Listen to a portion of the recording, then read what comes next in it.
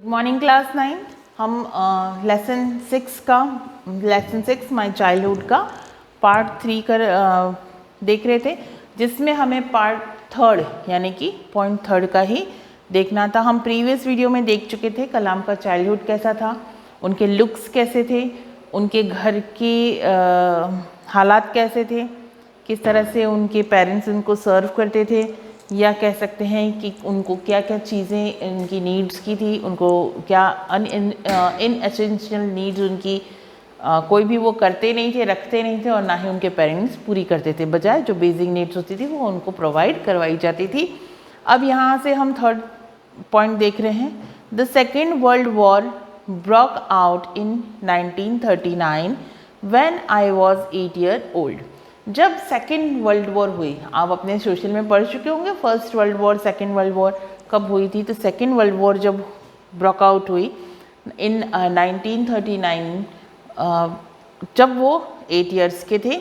For reason I have never been able to understand a sudden demand of tamarind seed एरुप्टेड in the market. Tamarind होता है इमली। अब वो इस बात को इससे जोड़ रहे हैं कि अचानक से मार्केट में इमली की जो गुठलियाँ होती है उसकी नीड्स बढ़ गई थी, और क्यों बढ़ गई थी ये मुझे नहीं पता है। I use to collect the seed and sell them to provision shop on mosque. तो वो क्या करते थे, छोटे बहुत सारे इमली के बीजों को इकट्ठा करते थे और मॉस्क्यू स्ट्रीट में एक प्रोविज़न शॉप था, वहाँ पर उसको बेच देते थे। A day's collection would fetch me precisely some of 1 anna. और दिन भर में वो इतने बीज इकट्ठे कर लेते थे कि उनको तब उस टाइम पे 1 आना लगभग मिल जाया करता था। My brother-in-law Jalaluddin would tell me story about the war, which I would later attempt to trace in the headlines in दीनामणि। एक शायद ये पेपर का नाम है दीनामणि। तो उस टाइम उनके जो ब्रदर इन लॉ थे जिनका नाम था जलालुद्दीन, वो उनको वॉर की स्टोरी सुनाया करते थे। कौन सी वॉर? जो सेकेंड वर्ल्ड वॉर छिड़ी हुई थी उस टाइम, उसकी हेडलाइंस अखबार में पढ़ के उनको सुनाया करते थे, और बाद में फिर उसको पूरा डिटेल में समझाया करते थे कि अभी क्या हो रहा है दुनिया में। Our area being isolated was completely unaffected by the war. कुछ टाइम तक तो उनका जो एरिया था वो वॉर के इस अफेक्शन से थोड़ा सा दूर था। But soon India was forced to join the Allied force and something like a state of emergency was declared। लेकिन क्योंकि वर्ल्ड वॉर छिड़ी हुई थी, इंडिया का भी इसमें बीच में तो आना जाहिर बात थी।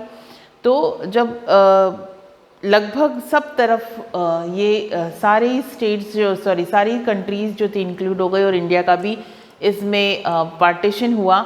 यानी कि क्योंकि उस टाइम ये 1939 की बात है, और ऑलमोस्ट उस टाइम ब्रिटिश रूलर्स हमारे यहाँ पे थे।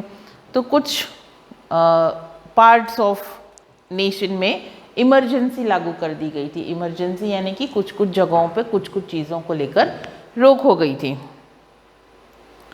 The first casualty came in the form of the suspension of the train halt at the Rameshwar station. और पहली जो घटना ये हुई थी कि पहले रामेश्वर स्टेशन पे ट्रेन रुकती थी, होल्ट होती थी, लेकिन अब जो थी वो होल्ट होनी बंद हो गई थी। The newspaper now had to be bundled and thrown out from the moving train on the Rameswaram road between Rameswaram and Dhanushkodi. ये पहले तो क्या था कि रामेश्वरम स्टेशन था, तो वहाँ पर ट्रेन रुकती थी, और जो न्यूज़पेपर के बंडल्स आते थे ट्रेन में वो आराम से उतार लिए जाते थे। लेकिन जैसे ही इमरजेंसी लागू हुई तो जो ट्रेन आती थी तो चलती ट्रेन में, वहाँ पे रुकती नहीं थी, थोड़ी सी स्लो हो जाती थी, तो उस चलती ट्रेन में से ही न्यूज़पेपर के बंडल्स बाहर फेंक दिए जाते थे। वो भी प्रॉपर स्टेशन पे नहीं, रामेश्वरम और धनुषकोडी नाम की कोई जगह है, तो उन दोनों के बीच में वहाँ पर उन बंडल्स को फेंक दिया जाता था। that forced my cousin Shamsuddin, who distributed newspaper in Rameshwaram, to look for a helping hand to catch the bundles, and as if naturally I filled this lot, Shamsuddin helped me earn my first wages. अब क्योंकि शमशुद्दीन उनका एक cousin है जिसका नाम था शमशुद्दीन, वो ये पेपर डिस्ट्रीब्यूट का काम करता था, यानी कि पेपर बांटने का काम करता था। तो पहले तो वो आराम से ट्रेन रुकती और अपने बंडल्स को कैच कर लेता था, लेकिन अब चलती ट्रेन में बंडल डाले जाते थे तो उसको किसी हेल्प की ज़रूरत पड़ती थी।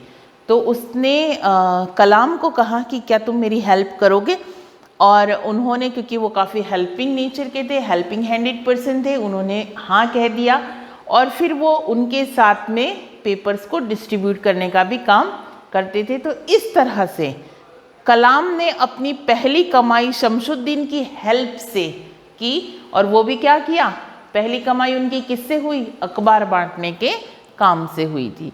Half a century later, I can still feel the surge of pride in earning my own money for the first time. अब आप सोचो कि आप भी वो काफ़ी छोटे थे उस टाइम और उनको बड़ा प्राइड होता था कि मैं अपनी पहली कमाई जो है वो कमा रहा हूँ, और मैं फर्स्ट टाइम मुझे ऐसी अर्निंग मिली थी, पेपर के बंडल्स को उठाना, फिर उसको डिस्ट्रीब्यूट करने जाना। आप भी जब यहाँ पर हम अक्सर करके विंटर जब वैकेशन होने वाला था उसके आसपास हम यहाँ फूड स्टॉल्स लगाते हैं। कितनी मेहनत करते हैं आप लोग, कितनी मेहनत से अर्न करते हैं, कितनी खुशी होती है आप लोगों के, हम जब यहाँ पे आप लोगों को इस तरह के स्टॉल्स लगाते हुए देखते हैं। फिर उन स्टॉल्स के सामान की बिक्री के लिए आप क्या क्या करते हैं, आवाज़ें लगाते हैं, कस्टमर्स को लाते हैं, तो और उसके बाद अपनी जो कुछ भी आपने जोड़ा होता है, चाहे वो 100 रुपीज़ हो या फिर 1000 रुपीज़ हो, आपका सारा जो खर्चा है वो निकाल कर फिर आप अपना प्रॉफिट, चाहे वो 10 रुपीज़ का ही प्रॉफिट नहीं हो, लेकिन वो खुशी आपकी कितनी बड़ी होती है क्योंकि वो आपकी मेहनत की अर्निंग होती है। तो यहाँ पर भी सेम थिंग है कि उनको बहुत बड़ा प्राइड फील होता था कि वो इतनी छोटी एज में भी अर्निंग कर रहे हैं। अब यहाँ पर हम 4th पॉइंट हमारे 4th वीडियो में लेंगे, और इसमें अगर कुछ आपको लगता है कि कोई हार्ड वर्ड है तो आप उसको बुक में ही मेंशन कर देंगे। Thank you.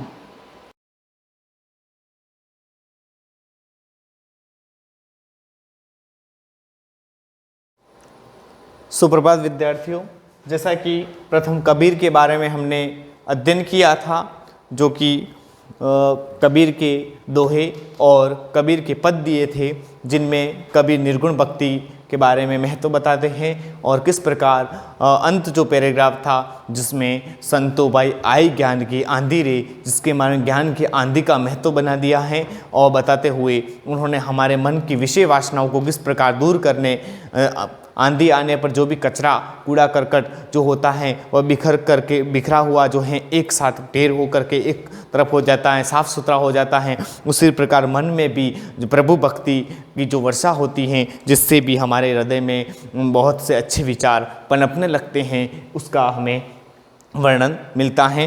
तो यहाँ दूसरा जो हमारे ललित द्वारा जो रचित कविता थी, वह कविता हमारे सिलेबस से पाठ्यक्रम से हटा दी गई है, लेकिन उनका रसखान जो है उस रसखान जी के सवै प्रसिद्ध हैं और उनके बारे में हम आज अध्ययन करेंगे। रसखान के जीवन परिचय पर चलते हैं। रसखान का जीवन परिचय।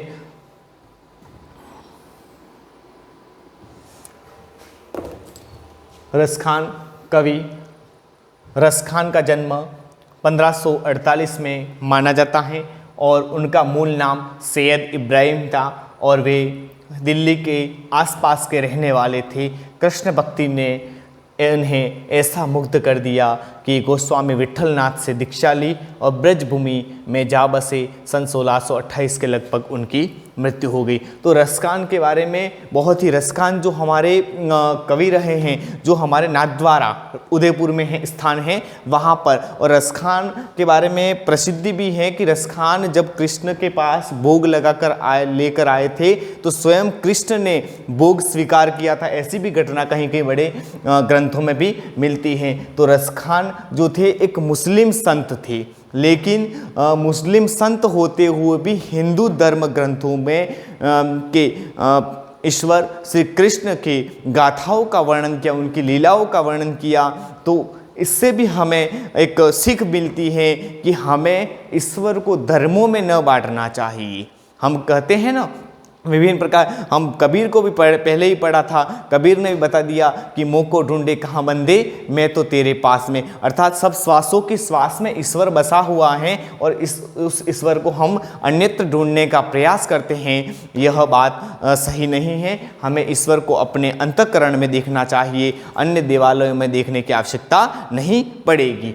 तो रसखान जी भी इसी प्रकार के संत रहे थे जिन्होंने विठलनाथ से दीक्षा ग्रहण की थी और उन्हें वहाँ पर भी एक महत्वपूर्ण कवि के रूप में सूरदास जी के साथ साथ इनका भी वर्चस्व रहा था। सुजान रसखान और प्रेम वाटिका इनकी और राग रसखान, तीन प्रकार की रचनाएं हैं। सुजान रसखान है, प्रेम वाटिका है और राग रसखान भी इनकी एक अन्य रचना है। उनकी उपलब्ध कृतियाँ हैं। रसखान रचनावली के नाम से उनकी रचनाओं का संग्रह मिलता है। प्रमुख कृष्ण भक्त कवि रसखान की अनुरक्ति न केवल कृष्ण के प्रति प्रकट हुई है बल्कि कृष्ण भूमि के प्रति भी उनका अनन्य अनुराग व्यक्त हुआ है। कृष्ण तो है ही, लेकिन कृष्ण की स्थान विशेष जो कृष्ण के का जो बाल्यकाल बीता ब्रज में, ब्रज की भी लीलाएं उन्होंने ब्रज लीलाओं को अपने पदों में गाया है, ऐसा उनके पदों से हमें प्राप्त होता है। उनका अनन्य अनुराग व्यक्त हुआ है, प्रेम व्यक्त हुआ है। अनुराग का अर्थ प्रेम। उनके काव्य में कृष्ण की रूप माधुरी, ब्रज क्षेत्र की महिमा, राधा कृष्ण की प्रेम लीलाओं का मनोहर वर्णन हमें मिलता है। वे अपनी प्रेम की तन्मयता, भाव विहल्वता और आसक्ति के उल्लास के लिए जितने प्रसिद्ध उतने ही अपनी भाषा की मार्मिकता के लिए, शब्द चयन और व्यंजक शैली के लिए भी उनकी प्रसिद्धि रही हैं। उनके यहाँ ब्रज भाषा का अत्यंत सरस और मनोरम प्रयोग मिलता है जिसमें जरा भी शब्द आडंबर नहीं है। उनकी रचनाओं में शब्दों का आडंबर नहीं है। जो भी शब्द किए गए हैं ऐसा लगता कि हुबहू ब्रज क्षेत्र में जाकर के कवि ने जो जो देखा है वो अपने ग्रंथ में, अपनी रचनाओं में नोट कर लिया है, ऐसा नज़र आता है। विभिन्न प्रकार का बाह्य आडंबर की बात नहीं है और हमें पता भी चलता है आडंबर युक्त व्यक्तित्व नहीं है उनका, क्योंकि स्वयं मुस्लिम संत है रसखान, लेकिन होते हुए भी उन्होंने हिंदू कृष्ण भक्ति धारा में अपना पदार्पण किया। कृष्ण भक्ति धारा का पर चलने वाले, कृष्ण के मार्ग पर, कृष्ण मार्ग अष्टांग भक्ति पर चलने वाले विठलनाथ के शिष्य के रूप में अपना कार्य करने वाले ऐसे कवि रहे हैं। आगे यहाँ उनके संकलित पहले और दूसरे सवय, 2 सवय दिए गए, 4 कुल सवय दिए गए हैं, जिसमें पहला और दूसरे सवय में कृष्ण और कृष्ण भूमि के प्रति कवि का अनन्य समर्पण भाव व्यक्त हुआ है। पहला और दूसरा में कृष्ण के साथ तो प्रेम व्यक्त हुआ ही है, लेकिन कृष्ण की जो भूमि है उसके प्रति भी उनका अनन्य समर्पण भाव व्यक्त हुआ है। तीसरे छंद में कृष्ण के रूप सौंदर्य के प्रति गोपियों की उस मुग्धता का भी चित्रण किया है जिसमें स्वयं कृष्ण का रूप धारण कर लेना चाहती है। तीसरे पद में एक गोपी दूसरी सखी से कहती है, गोपी से कहती है कि मैं कृष्ण जैसे ही रूप छवि को मैं भी बनाना चाहती हूँ। जिस प्रकार कृष्ण का रहन सहन है उसकी में कहे तो नाटकता, अभिनय है ना। कोई स्टेज बनाते हैं हम, विभिन्न प्रकार के त्यौहार मनाते हैं, जैसे कृष्ण जन्माष्टमी बनाते हैं, स्वयं कृष्ण की मूर्ति को भले रखते हैं लेकिन हम झांकी प्रस्तुत करते हैं ना, तो उसी प्रकार यहाँ पर भी गोपी चाहती है। चौथा जो पद है उसमें कृष्ण की मुरली की धुन और उसकी मुस्कान के अचूक प्रभाव और गोपियों की व्यवस्था का वर्णन है। तो गोपियाँ अंत में चौथे में यह चाहती हैं कि मुरली की धुन है वह मेरे कानों में न पड़े, क्योंकि जिस प्रकार मेरे कानों में पड़ी और मध्य जो मुस्कान है वह मुझे दिखी तो मैं उनकी ओर आकर्षित हो जाऊंगी, फिर अपनी ओर पुनः लौट के नहीं आ पाऊंगी। इन चारों पदों के साथ रसखान जी का यह जीवन परिचय है वह दिया गया है, जिसमें आगे के जो पद हैं हम दूसरा वीडियो जो आगे से जो 4 सवय दिए गए उनका क्रमानुसार अध्ययन करेंगे। धन्यवाद।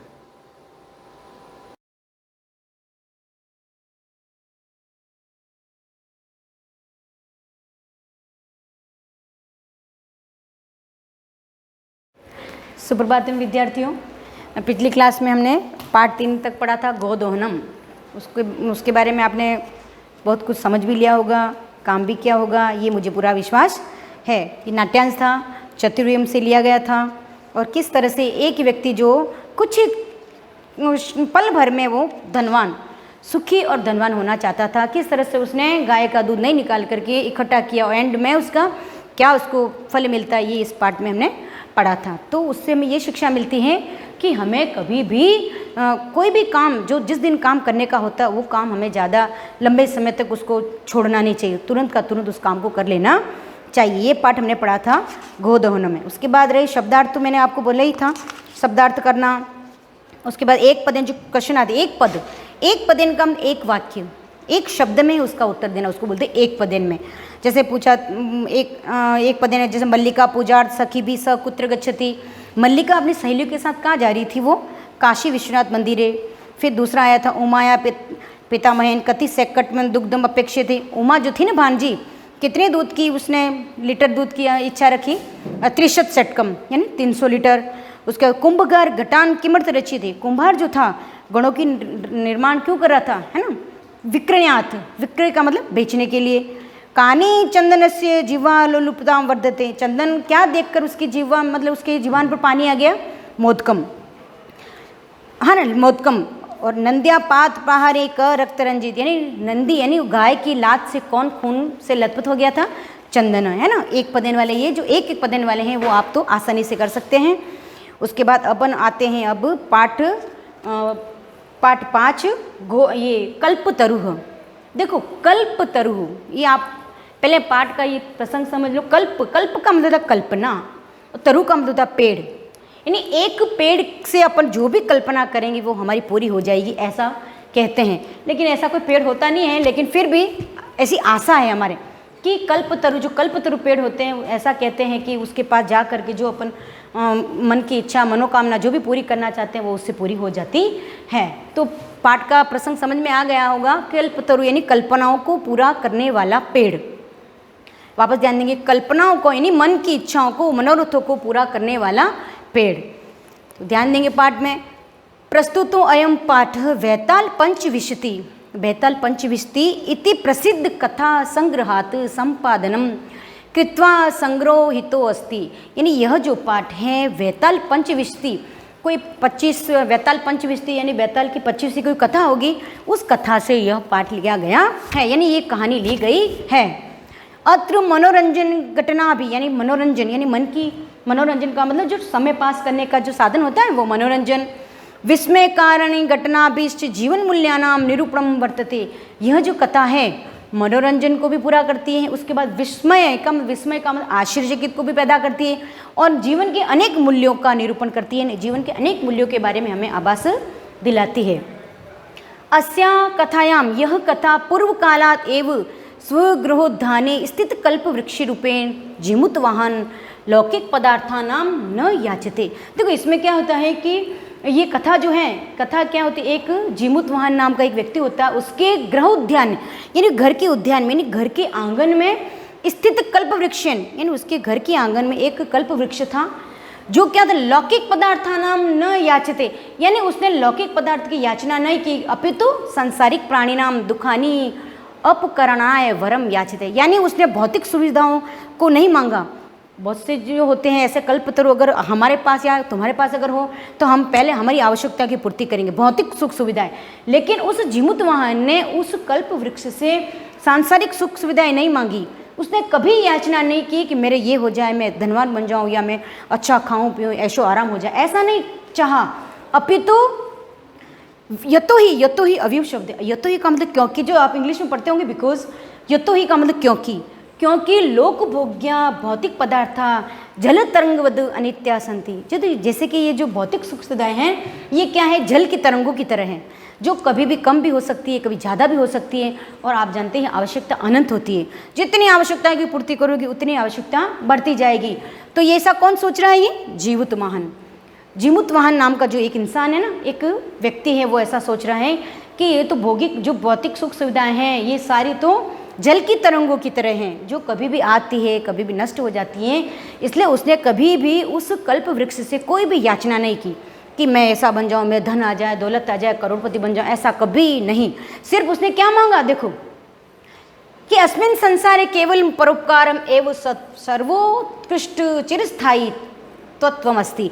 उसके मन में एक ही उसने धारणा की थी कि ये जो सुख सुविधाएं हैं ये तो क्षण भंगुर है, कभी ज़्यादा भी हो जाती है, कभी कम भी हो जाती हैं, है ना, कभी ख़त्म भी हो जाती है। लेकिन एक परोपकार, पर धन उपकार, परोपकार का मतलब दूसरों का भला करना, पर उपकार, पर का मतलब दूसरा, उपकार का मतलब भला, दूसरों का भला करना ही, एव का मतलब ही, सर्वोत्कृष्टम चिरस्थायी तत्वस्थी। एक परोपकार जो ऐसी चीज़ है वो हमेशा चिरस्थायी, यानी लंबे समय तक आपके साथ रहेगी और मरने के बाद भी वह चीज़ हमेशा लोग याद रखेंगे कि वास्तव में उसके जैसा इंसान ने, उसने कितना भला किया, बहुत सी सेवा की, गरीबों की, मजदूरों की, निस्सहायों की, है ना, जो बिल्कुल जिसका कोई सहारा नहीं है, ऐसे निर्धनों की। तो वो जो परोपकार जो करता है वह चीज़ जो है परोपकार, ये परोपकार रूपी धन ऐसा धन है जो हमेशा चिरस्थायी रहता है, कभी भी नष्ट नहीं होता। बाकी ये सारे धन नष्ट हो जाएंगे, भौतिक सुख सुविधाएं, बहुत से जो लौकिक जो जीवन में हमारे आने वाली ये सारी चीज़ें, ये सब खत्म हो जाएगी, लेकिन परोपकार कभी खत्म नहीं होगा। ताउम्र, मरने के बाद 7 पीढ़ी तक भी वो चीज़ तुम्हारी हमेशा ये दुनिया याद रखेगी कि वैसा इंसान, वैसा परोपकारी करने वाला, भला करने वाला इंसान इस दुनिया में नहीं है। उसकी अच्छाइयाँ हमेशा एक सूरज की तरह हमेशा प्रकाशित रहेगी। इस तरह से ये पाठ है। अब ध्यान देंगे किताब में कि क्या कह रहा है ये पाठ, कि अस्ति हिमवान नाम सर्व रत्न भूमि नगेंद्र।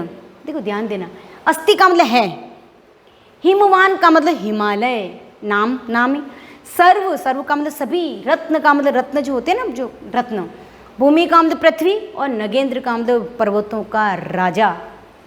अस्ति हिमवान नाम सर्व रत्न भूमि नगेंद्र, यानी हिमालय जो है सभी रत्नों की भूमि, यानी पर्वतराज हिमालय जो है वहाँ पर सभी प्रकार के रत्न होते हैं। कौन है वो? हिमवान। हिमवान का मतलब हिमालय, यानी हिमालय नाम का जो पर्वतराज है वहाँ पर सभी प्रकार की रत्नों की वह भूमि है।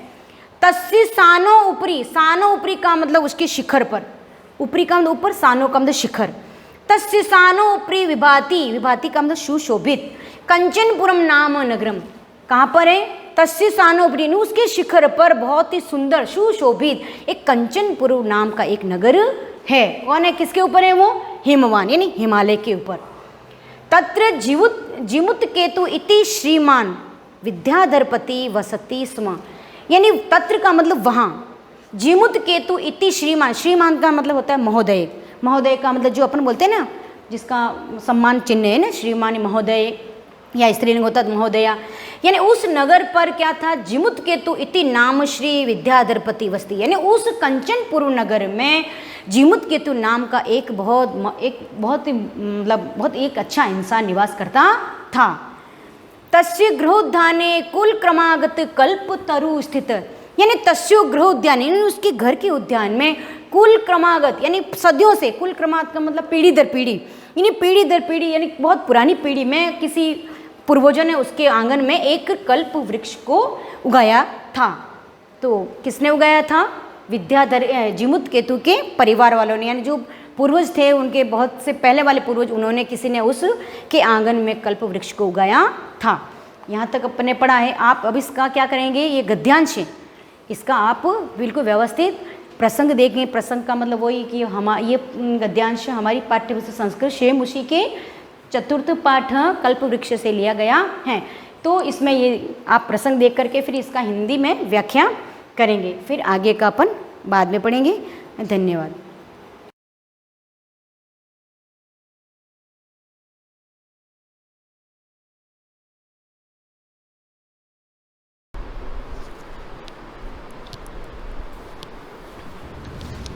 Hello students, good morning. Polynomials की डिस्कस कर रहे थे अपन, और उसमें अब देख लिया था कि जो एक्स के कोफिशिएंट होते हैं ना, क्यूबिक, क्वाड्रेटिक, लीनियर, इन 3 पोलिनोमाइड्स की अपने डिस्कस करी थी, और इसके साथ अपन ने 2.1 जो एक्सरसाइज थी वो अपन ने फिनिश कर दी थी। आज 2.2 देखेंगे अपन। इस पर बताया था कि 0 ऑफ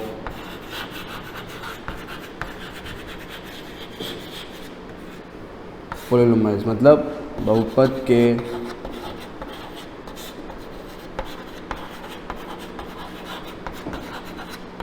शून्यांक अपने को देखने थे, ठीक है। तो वो शून्यांक का मीन्स मतलब क्या होगा, x की वैल्यू है ना इक्वल नॉट इक्वल टू 0, मतलब x की वैल्यू 0 नहीं आनी चाहिए, x का कुछ भी वैल्यू आना चाहिए, वो क्या होगा, शून्यांक होगा। किसका होगा, x से कुछ भी हो सकता है वेरिएबल, है ना, x हो सकता है, y हो सकता है, z हो सकता है, a b c, है ना, कुछ भी, एनीथिंग, कुछ भी हो सकता है।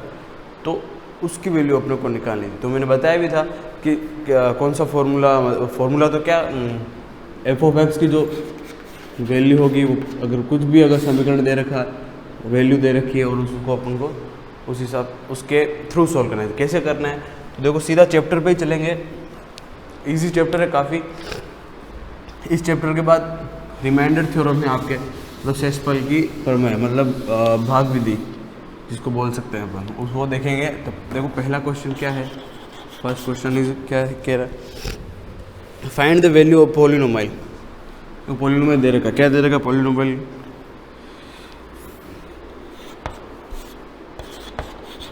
5x माइनस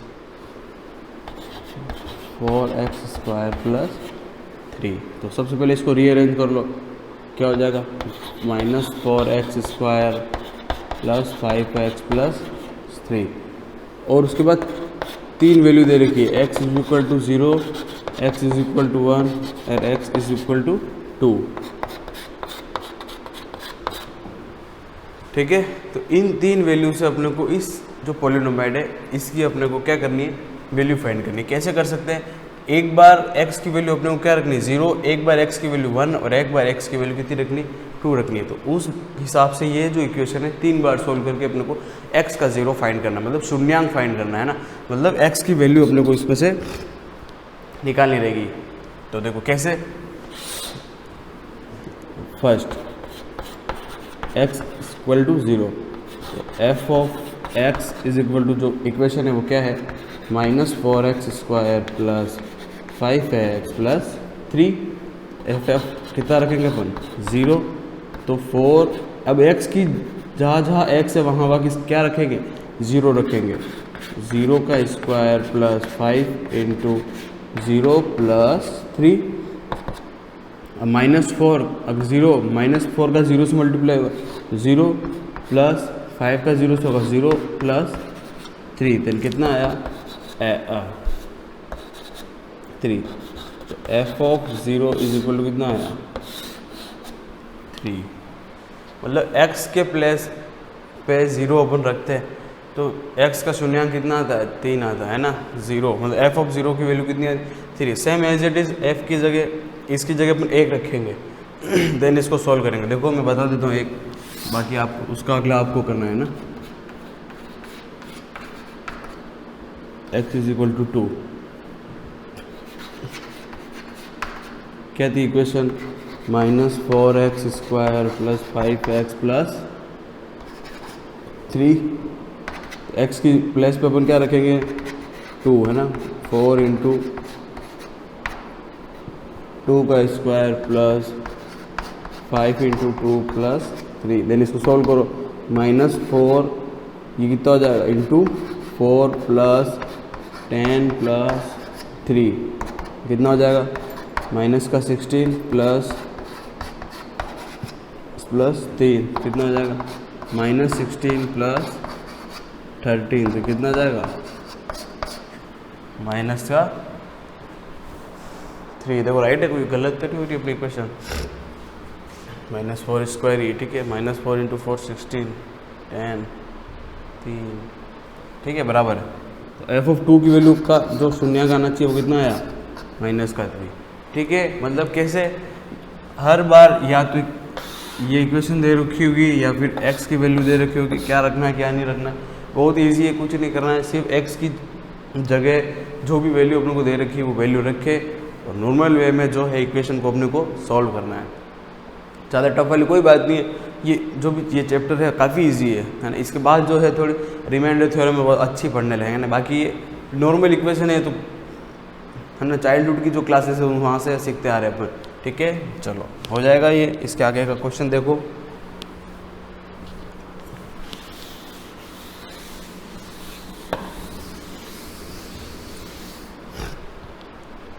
इसके आगे क्वेश्चन क्या कह रहा है, निम्नलिखित बहुपद में के लिए प्रत्येक के लिए P0 P1 P2, मतलब देखो find P0 P1 P2 for each of following polynomials. अब इस देखो पहला क्वेश्चन में क्या था, एक ही इक्वेशन दे रखी थी और 3 वैल्यू दे रखी थी।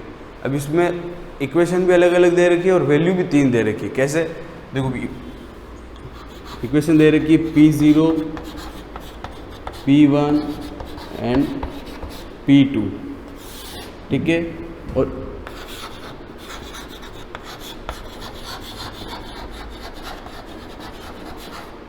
इस फॉलोइंग पॉलिनोमाइल,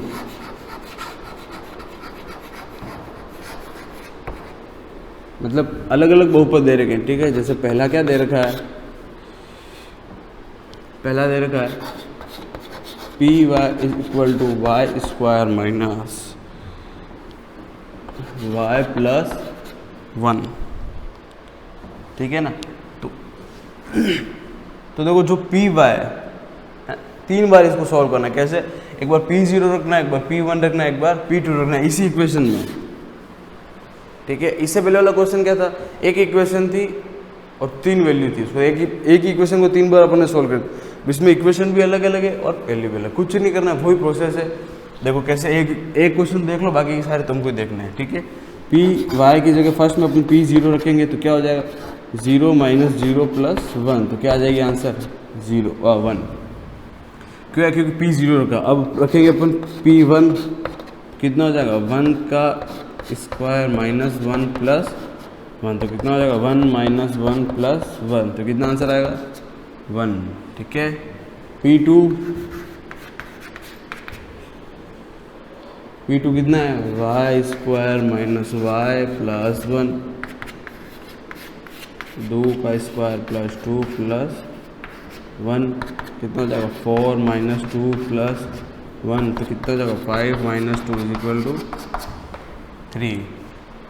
ठीक है, मतलब एक ही इक्वेशन था, इसको अपन ने 3 बार, ये एक ही इक्वेशन थी, इसको तीनों वैल्यू दे रखी थी, तीनों वैल्यू से रखकर अपन ने इसको सॉल्व किया। ठीक है ना। तो सारे क्वेश्चन जो है इसके देखो फर्स्ट, सेकंड, थर्ड, फोर्थ सारे हो जाएंगे, कोई इश्यू वाली बात नहीं है। ठीक है,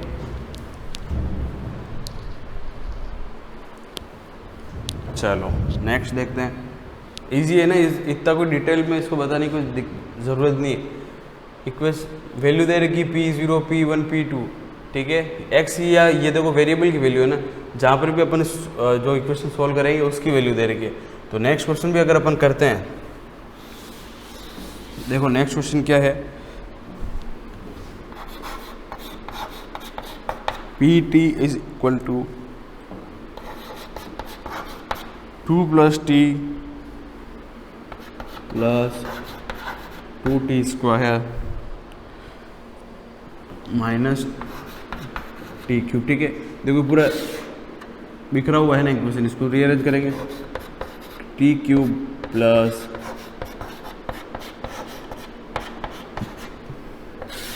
ये जो इक्वेशन है, ठीक है, इसको वैसे सोल्व करना है, एक बार P0, एक बार P1 और एक बार P2, मतलब यहाँ पर 0 रखना है ना, ऐसा नहीं है x नहीं है तो कहाँ रखें, वेरिएबल होना चाहिए, कोई भी हो। मैंने बताया था कि A to Z कुछ भी वेरिएबल हो सकता है, ज़रूरी नहीं है XYZ ही हो। ठीक है, चलो नेक्स्ट क्वेश्चन देखो।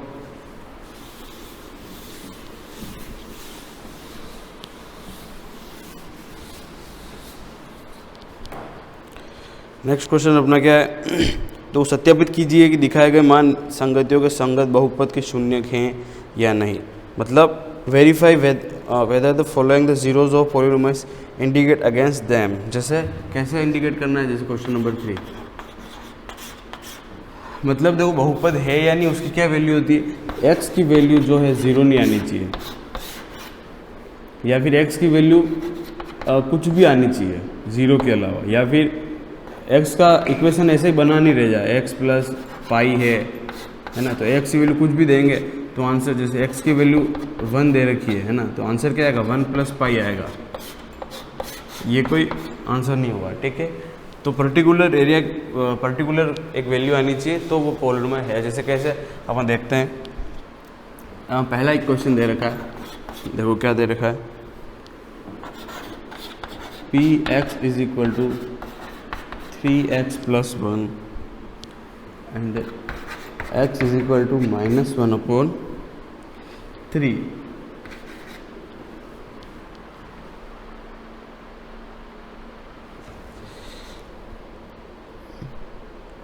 ठीक है, कुछ भी वैल्यू आ सकती है, लेकिन जो मैंने बताया कि पाई + 3 है, पाई + 1 ऐसी वैल्यू नहीं आनी चाहिए। ज़ीरो भी अगर आ जाए तो अपन चल देगा, क्यों चलेगा, क्योंकि x का अपन ज़ीरो निकालना है, शून्यांक ही निकालना, ठीक है। तो देखो ये क्वेश्चन दे रखा है px = 3x + 1 then where x = -1/3। तो x = अपने रखो सीधा -1/3, 3 × -1/+1, तो क्या हो जाएगा, 3 से 3 कैंसिल हो जाएगा, देखो सीधा यहाँ -1 + -1 कितना हो जाएगा 0। तो x इसका शून्यांक कितना आया 0, ठीक है। तो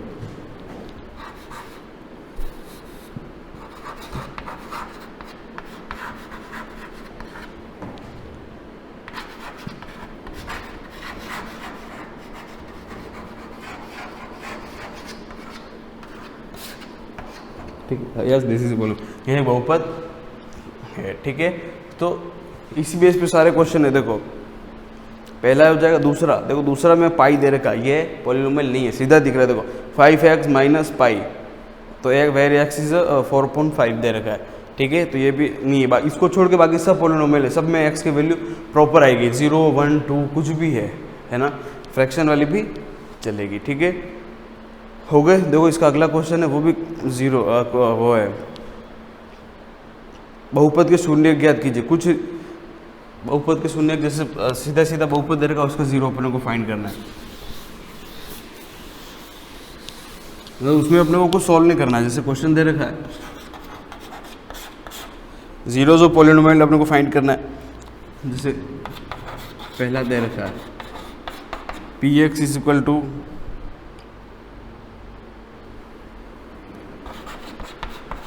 x + 5, तो हमने उसमें x का बहुपद चाहिए, ठीक है। मान लो x + 5 = 0, तो देन x = कितना हो जाएगा -5, बस ये इसको इतना ही सॉल्व करना है, ठीक है। जैसे दूसरा क्वेश्चन है,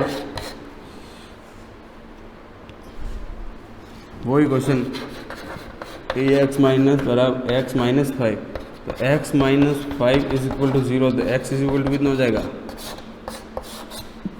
5, बस कुछ नहीं करना था, खाली पॉलिनोमियल निकालना, x के शून्यांक निकालने थे अपने को, बस इसमें जो भी दे रखे क्वेश्चन उनको इक्वल टू में 0 रख के x की वैल्यू अपने को फाइंड करें। जैसे कुछ भी हो गया, जैसे ये हो गया है ना 2x + 5, 2x + 3 हो गया, तो क्या हो जाएगा 2x = -3, तो x = कितना आएगा, बस x का शून्यांक चाहिए अपने को, कुछ भी हो जाए, ठीक है। तो देखो फिर तुम्हारे जो दे रखे हैं वो फिलिंग दिस ब्लैंक दे रखे हैं, ट्रू फॉल्स दे रखे हैं, बाकी सारे क्वेश्चन वही दे रखे हैं, ठीक है। तो 2.2 जो है वो मेरी तरफ से जो मेरे को लग रहा है जहाँ तक फिनिश हो गई है, काफ़ी इजी थी, इसको माइंड लगा के खाली सॉल्व करना है कि अपने को क्या प्रॉपर इक्वेशन में क्या देखना है, क्या करना है, ठीक है। इसके आगे अपन जो है रिमाइंडर थ्योरम की डिस्कस करेंगे अगली क्लास में, ठीक है। Thank you.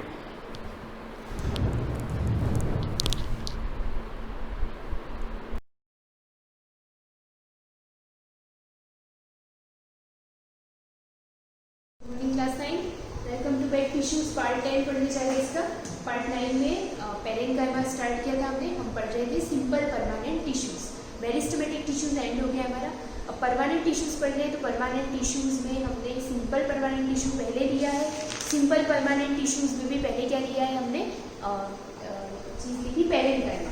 अब उसके बाद एक क्वेश्चन में लेंगे हम कोलेन्काइमा, जैसे यहाँ दे रखा है पेरेन्काइमा, मैंने इसके जनरल फीचर्स डिस्क्राइब कर दिए थे, आपको होमवर्क में डायग्राम बनाने को बोला था।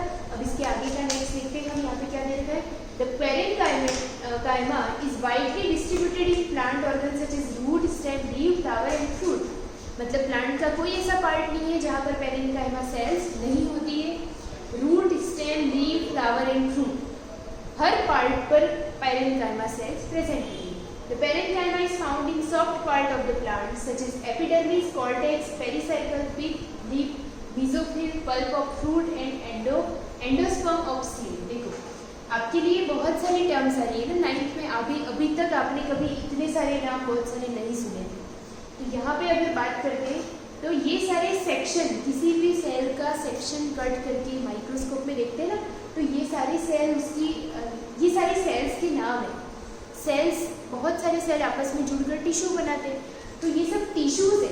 सबसे बाहर वाला लेयर, किसी सेल को हमने काट के रख दिया, हमने रूट ली, एक ज़मीन से निकाली हुई रूट ली, उसका टिप पोर्शन का हमने सेक्शन काटा, उसको साइड पर रख दिया, उसको माइक्रोस्कोप में देखने के लिए बैठ गए।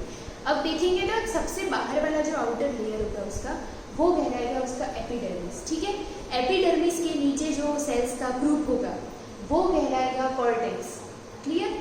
कॉर्टेक्स के बाद एक ऐसी लेयर होगी जो उसको वेस्कुलर बंडल को एक ऐसा बोल सकते हैं कि वेस्कुलर बंडल को एक लाइनिंग देगी जो कॉर्टेक्स से उसको अलग करेगा, तो उसको हम बोलते हैं पेरीसाइकल, यानी एक सर्कुलर वे को उसको वो कवरिंग दे रहा है, तो उसको हम पेरीसाइकल बोलते हैं उस टिश्यू को। पिथ जो कि सेंटर पार्ट होता है, लीफ, मीजोफिल, लीफ के अंदर मीजोफिल नाम के लंबे लंबे से सिलेंड्रिकल टिश्यूज होते हैं। पल्प ऑफ फ्रूट, फ्रूट का जो पल्प पोर्शन होता है जिसको हम खाते हुए एंजॉय करते हैं, वो होता है। And endosperm of seed, endosperm of seed, seed का वो पार्ट जहाँ पर एक्स्ट्रा न्यूट्रिशन वो उसके अंदर स्टोरेज फॉर्म में होता है। जब भी किसी सीड को आप सॉइल में डाल देते हो तो वो फेवरेबल कंडीशन में जब तक नहीं आता, जब तक सॉइल में नहीं डालोगे, वो सीड एंडोस्पर्म की वजह से एक्टिव फॉर्म में रहेगा। Parenchymatous cells are also found in medullary rays and as packaging tissues in xylem and phloem। यानी कि यहाँ पे जैसे दे रखा है पेरेन्काइमेटस सेल्स, आपको अंडरलाइन क्या करना है कि ये पेरेन्काइमेटस सेल आपको प्लांट में कहाँ मिलेगी, तो ऐसा कोई पार्ट नहीं है जहाँ पे वो नहीं मिलेगी, रूट में भी मिलेगी, स्टेम में भी मिलेगी, तो आप लिख देना पेरेन्काइमा डिस्ट्रीब्यूटेड इन रूट, जितना बोल रही है उतना ही अंडरलाइन करो, root, stem, leave, flower and fruit. Clear? Second point बन जाएगा parenchyma found in soft part of the plant such as epidermis, cortex, pericycle, pith, leaf, mesophyll, pulp of fruit and endosperm of seed. हो गए 2 point. Next, parenchymatous cells are also found in medullary rays. Medullary rays क्या होती?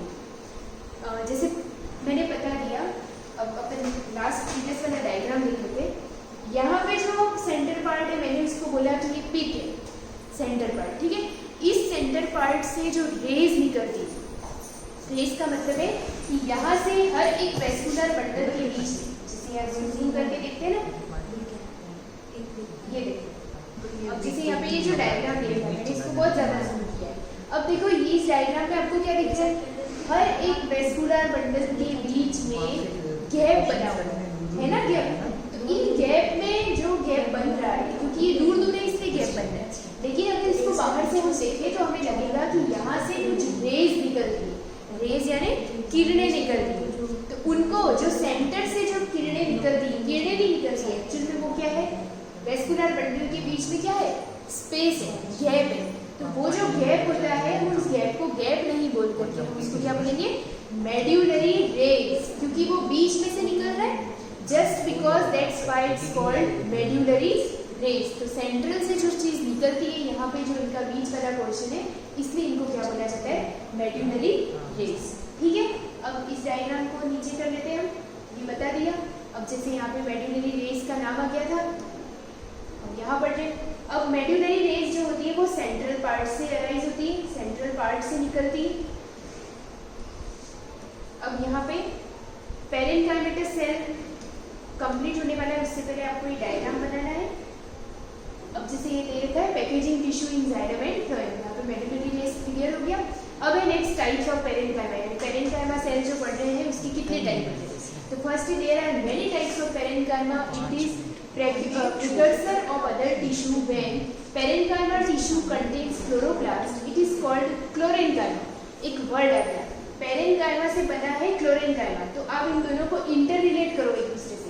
जब parenchyma tissue में क्या आ जाएगा, chloroplast आ जाएगा। Chloroplast क्या होता है, क्लोरोफिल पिगमेंट को कैरी करने वाला organ.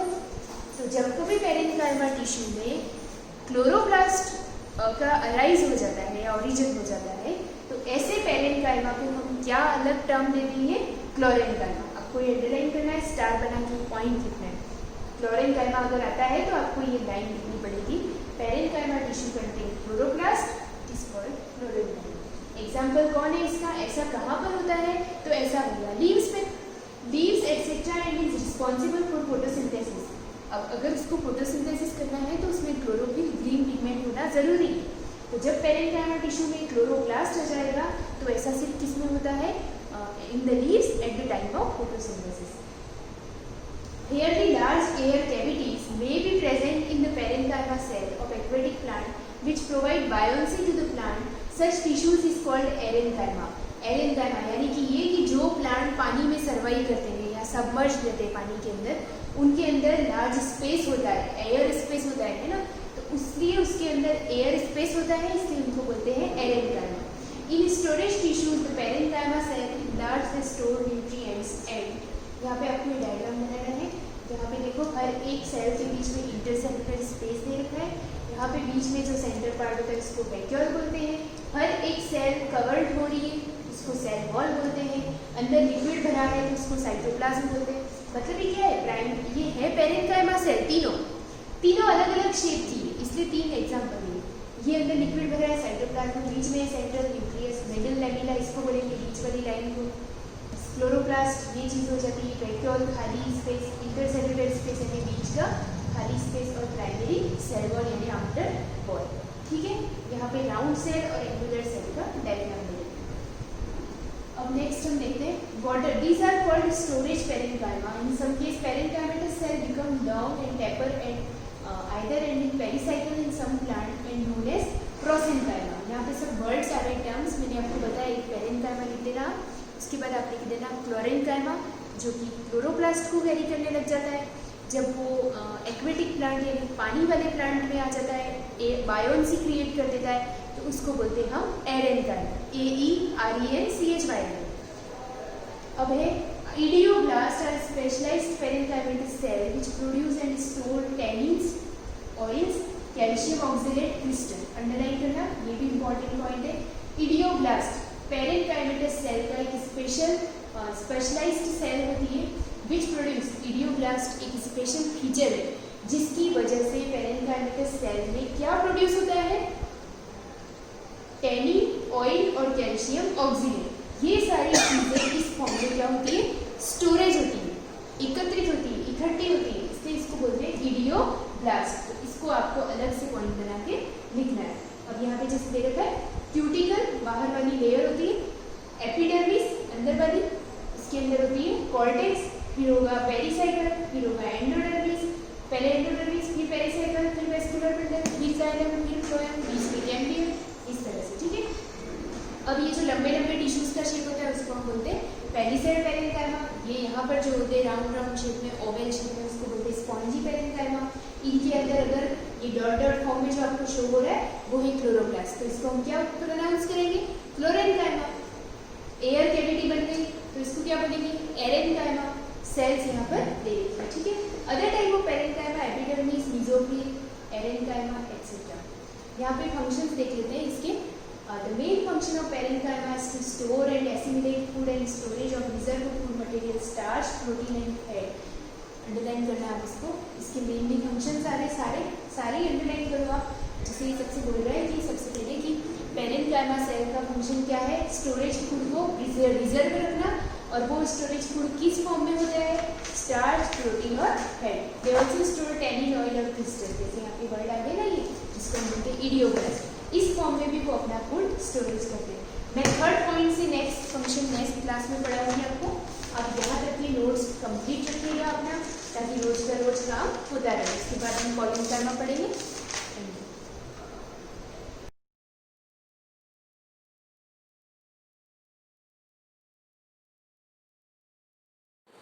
Morning students.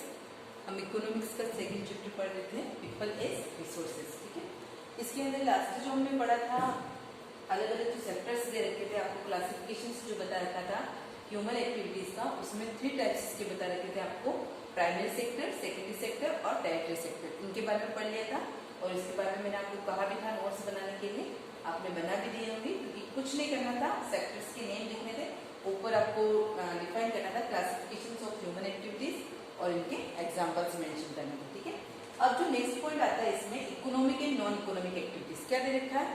Economic and non economic activities. हमने ग्लोसरी वर्ड के अंदर पढ़ा था, इकोनॉमिक एक्टिविटीज कौन सी होगी? ऐसी एक्टिविटीज जिससे हमको कुछ लाभ हो, और लाभ कैसा हो? पूंजी के रूप में हो, यानी कि मौद्रिक लाभ जो होता है, पूंजी के रूप में जो बेनिफिट मिलता है, उसको अपन कहेंगे इकोनॉमिक एक्टिविटीज। और ऐसी एक्टिविटीज जिनसे हमको कोई पैसे से रूप से हमको कोई बेनिफिट नहीं मिलता, हमको उसका कोई पैसा नहीं मिलता है, उसको हम कहेंगे नॉन इकोनॉमिक एक्टिविटीज। ठीक है, ये सिंपल सी बात है, सिंपल सा एग्जाम्पल देती हूँ। मैं अपने बारे में कहती हूँ, जैसे मैं स्कूल में पढ़ाने के लिए आई हूँ, मुझे उसमें मेरी सैलरी जो है वो मिल रही है, तो किसके अंदर आप इंक्लूड करोगे? इकोनॉमिक एक्टिविटीज के अंदर। लेकिन मैं खुद पढ़ रही हूँ, पढ़ा रही हूँ, पढ़ रही हूँ, मैं खुद पढ़ रही हूँ, तो वो किसके अंदर आएगा? नॉन इकोनॉमिक एक्टिविटीज के अंदर आएगा, क्योंकि उसके मुझे पैसे नहीं मिल रहे, मैं खुद पढ़ रही हूँ, मैं मेरे लिए पढ़ रही हूँ, तो वो नॉन इकोनॉमिक एक्टिविटीज आप उसको कह सकते हो। ठीक है, अब देखो क्या दे रखा है इसके अंदर, इनकी डेफिनेशन आपको लर्न करनी है, अंडरलाइन कर देना। Those human activities which are done for monetary gain. दे रखा, मॉनेटरी गेन का मीन्स होता है मौद्रिक लाभ। मौद्रिक का मतलब पैसे के रूप से आपको जो भी लाभ होगा उसको अपन क्या कहेंगे? Economic activities. अंडरलाइन कर देना, दोनों डेफिनेशन आपको लर्न करनी है, और इसका डिफरेंशिएट भी आएगा आगे कि किस प्रकार से अपन इसको अलग अलग बता सकते हैं। ठीक है, those human activities which are done for monetary gain are called economic activities. ऐसी गतिविधियां जिससे अपने को मॉनेटरी गेन, कोई मौद्रिक लाभ मिलता है, उसको अपन कहेंगे, और वो कौन से तरीकों से? मानवीय तरीकों से। ठीक है, मानव के द्वारा जो कार्य किया जाता है और जिससे अपने को आर्थिक रूप से कोई लाभ मिलता है, उसको अपन आर्थिक गतिविधियां कहेंगे। दिस एक्टिविटीज इंक्लूड, अब इस एक्टिविटीज के अंदर क्या आता है? मैन्युफैक्चरिंग, डिस्ट्रीब्यूटिंग और यूटिलाइजिंग प्रोडक्ट्स और सर्विसेज। ठीक है, कौन कौन से आएगा? मैन्युफैक्चरिंग हमने ऊपर पढ़ा था, मैन्युफैक्चरिंग, डिस्ट्रीब्यूटिंग किसी भी चीज को जो भी विभाजित करते हैं वो, और यूटिलाइजिंग प्रोडक्ट का उपयोग करना, चाहे कोई प्रोडक्ट हो, कोई भी सर्विसेज हो, उसको अपन क्या कहेंगे? इकोनॉमिक एक्टिविटीज अपन कहेंगे। ठीक है, एग्जाम्पल वो बता रखा है आपको, farming, manufacturing, trade and services. जब भी आप इसकी डेफिनेशन नोट्स के रूप में लिख रहे हो, तो आपको डेफिनेशन लिखनी है और आपको इसमें एग्जाम्पल मेंशन करने हैं। ये सेकंड लाइन आपका मेंशन करना है उसमें, फर्स्ट लाइन, और उसके बाद ये एग्जाम्पल। ठीक है, those human activities which are not creating any monetary gain are called non economic activities. ठीक है, सेकंड डेफिनेशन पॉइंट डाल के लिखोगे आप, नॉन इकोनॉमिक एक्टिविटीज। इसमें क्या आएगा? बीच में खाली नोट आएगा, not creating any monetary gain. कोई भी अपने को आर्थिक लाभ नहीं मिलता, कोई भी मौद्रिक लाभ नहीं मिलता है, उसको अपन क्या कहेंगे? नॉन इकोनॉमिक एक्टिविटीज, या हिंदी में कहा जाए गैर आर्थिक गतिविधि, जिसको अपन कहेंगे। ठीक है, अब एग्जाम्पल दे देता है इसमें, house hold work, hobby games, worksheet, social services etcetera. ठीक है, क्या दिया इसमें? हाउस होल्ड वर्क, घर के काम करने वाली महिलाओं को कोई सैलरी नहीं मिलती है। उसके बाद हॉबी गेम्स, आप अपनी इच्छा से कुछ भी खेलते हो, करते हो, मैं भी अपनी इच्छा से कुछ भी काम करती हूँ, जिसका मुझे कोई पैसा नहीं मिलता है। एक का पर्टिकुलर, आप जैसे क्रिकेट हो रहा है, आप एक तो अपने दोस्तों के साथ ऐसे ही खेलने जाओ तो आपको उसके पैसे नहीं मिले, लेकिन पर्टिकुलर ऐसी कोई प्रतियोगिता हो रही है, या फिर आप देश के लिए खेल रहे हो, कर रहे हो, तो उसमें जितने भी अपने क्रिकेटर्स हैं वो खेलते हैं। ठीक है, तो उनको पैसे मिलते हैं, वो इकोनॉमिक एक्टिविटीज। लेकिन वो अपने शौक से खेलते हैं, अपने घर पर अपने दोस्तों के साथ में, वो कहाँ जाएगा? नॉन इकोनॉमिक एक्टिविटीज के अंदर आ जाएगा। ठीक है, वर्शिप, भगवान की पूजा करना, पैसे नहीं मिलते उसमें। ठीक है, सोशल सर्विसेज, सामाजिक सेवा करना, समाज का कोई भी काम करना जिसके लिए आपको कोई भी पेमेंट नहीं दी जाएगी। ठीक है, अब इसका डिफरेंशिएट बता रखा है कि इकोनॉमिक एक्टिविटीज और नॉन इकोनॉमिक एक्टिविटीज हम और कैसे मेंशन कर सकते हैं, आपको नोट्स के रूप में लिखना है। हो सकता है पीछे आपका इसका क्वेश्चंस भी दे रखा हो और इसको आपको लर्न भी करना है। ठीक है, क्या दे रखा? बहुत इजी है, आप आसानी से इसको लर्न कर सकते हो। जो आपने डेफिनेशन पढ़ी उसी को वापस यहाँ पर मेंशन कर रखा है। फर्स्ट दे रखा है economic activities, this activities increase the personal income of the individual. क्या देखा है? इंडिविजुअल का मतलब व्यक्तिगत। ऐसी गतिविधियां जिसमें व्यक्ति की पर्सनल इनकम, जो अपनी इनकम है उसमें क्या होता है? बढ़ोतरी होती है। पैसे मिलेंगे तो बढ़ोतरी तो होगी, सिंपल सी बात है। ऐसी गतिविधियां जिनको करने से व्यक्ति की आय में वृद्धि होती है, वो किसके अंदर आएगी? इकोनॉमिक एक्टिविटीज के अंदर आएगी। These activities do not increase the personal income of the individual। और ऐसी गतिविधियां जिसमें व्यक्ति की आय नहीं बढ़ती है, उसके पैसे में कोई बढ़ोतरी नहीं होती है, जैसे आप भगवान की पूजा करने जा रहे हो तो उसमें आपको पैसे तो मिल नहीं रहे हैं, तो वो किसके अंदर आएगा? नॉन इकोनॉमिक एक्टिविटीज के अंदर, यानी कि इसमें आपकी आय में कोई भी वृद्धि नहीं हो रही। ठीक है, यहाँ पर देखो दोनों चीज से मेंशन कर सकते हैं। यहाँ पर आप पूजा करने जा रहे हो तो नहीं मिलेगा, और यहाँ पर एक पर्टिकुलर कोई पर्सन वर्क कर रहा है, जैसे पुजारी है, तो आजकल ऐसा होता है ना कि उन लोगों की भी पेमेंट फिक्स की जाती है और करनी पड़ती है क्योंकि वो भी इतना काम कर रहे हैं। तो यहाँ पर अगर आप बात करोगे कि पर्टिकुलर पूजा के रूप में कोई काम कर रहा है, विशेष रूप से उस मंदिर के लिए ही काम कर रहा है, अगर उसको सैलरी दी जाती है तो इकोनॉमिक एक्टिविटीज के अंदर, और हम लोग भगवान की पूजा अपनी श्रद्धा से करने जाते हैं वो नॉन इकोनॉमिक एक्टिविटीज के अंदर आ जाए। ठीक है, नेक्स्ट दे रखा है this activities add value to the national income by producing goods etcetera. देखो बहुत इंपॉर्टेंट पॉइंट है। कुछ लोगों के माइंड में ऐसा आता है कि जैसे हम कोई भी काम कर रहे हैं, कोई भी जॉब कर रहे हैं, तो उससे हमारा घर खर्चा चल रहा है या फिर हमारी इनकम में इंक्रीजमेंट हो रहा है, तो ऐसा नहीं होता है। ये हमारी नेशनल इनकम जो राष्ट्रीय आय होती है उसमें भी इंक्लूड होता है, क्योंकि जब हम पढ़ते हैं कि देश में कितने लोग रोजगार मिला हुआ है, कितने लोग को बेरोजगार है, तो उसमें वो लोग इंक्लूड होंगे ना, जिनको रोजगार मिला हुआ है तो वो लोग उसके अंदर इंक्लूड हो जाएंगे कि तो वो नेशनल इनकम जो राष्ट्रीय आय है उसमें भी क्या कर रहे हैं? बढ़ोतरी कर रहे हैं। ठीक है, बाय प्रोड्यूसिंग गुड्स के रूप में। This activities do not add any value to the national income. और ऐसी गतिविधियां जिसमें राष्ट्रीय इनकम में कोई भी बढ़ोतरी नहीं होती है, वो किसके अंदर आएगी? नॉन इकोनॉमिक एक्टिविटीज के अंदर आएगी।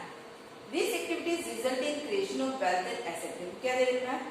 इस गतिविधि का परिणाम क्या होता है? क्रिएशन ऑफ वेल्थ, देश की समृद्धि, और एसेट का मतलब मैंने आपको बताया था संपत्ति कह सकते हो, पूंजी कह सकते हो, उसमें बढ़ोतरी होती है। These activities result in satisfaction but do not create wealth and asset। क्या देखा? इन गतिविधियों का परिणाम क्या होता है? सेटिस्फिकेशन तो मिलता है, अपने मन से अपने को शांति मिलती है कि हाँ हम ये काम कर रहे अच्छा है, but do not create wealth and asset. लेकिन इससे हमारी धन धान्य या कह सकते हैं समृद्धि नहीं बढ़ती है, और एसेट हमारी संपत्ति में भी कोई भी बढ़ोतरी नहीं होती है। ठीक है, हमने किसके बारे में पढ़ लिया था? इकोनॉमिक एक्टिविटीज और नॉन इकोनॉमिक। तो आप लोगों को इकोनॉमिक एक्टिविटीज की डेफिनेशन लिखनी है, उनके एग्जाम्पल्स लिखने, प्रॉपर नोट्स बनाओ, या फिर आप यहाँ पर ही मेंशन करें, जो टेबल बना रहे हो ऊपर आप इकोनॉमिक एक्टिविटीज और नॉन इकोनॉमिक एक्टिविटीज मेंशन करोगे, पहले डेफिनेशन और उसके एग्जाम्पल लिख के फिर आप एक पॉइंट लिखना। ठीक है, और दोनों तरफ ऐसे करना, एक ही टेबल में आपका पूरा इकोनॉमिक और नॉन इकोनॉमिक एक्टिविटीज का जो ये पार्ट है पूरा कंप्लीट हो जाएगा। और आपको इसको लर्न भी करना है। लर्न कुछ नहीं करना, समझ गया लर्न हो गया, क्योंकि कोई इसमें टफ वर्ड नहीं दे रखा है कि आपको समझ में नहीं आएगा। जिससे अपने को सिंपल सी बात है, नॉर्मल आप जिससे अपने को आर्थिक लाभ होता है वो इकोनॉमिक एक्टिविटीज के अंदर आएगा, और जिससे नहीं होता है वो नॉन इकोनॉमिक एक्टिविटीज के अंदर आएगा। अब क्या दे रखा है अपने नेक्स्ट पॉइंट?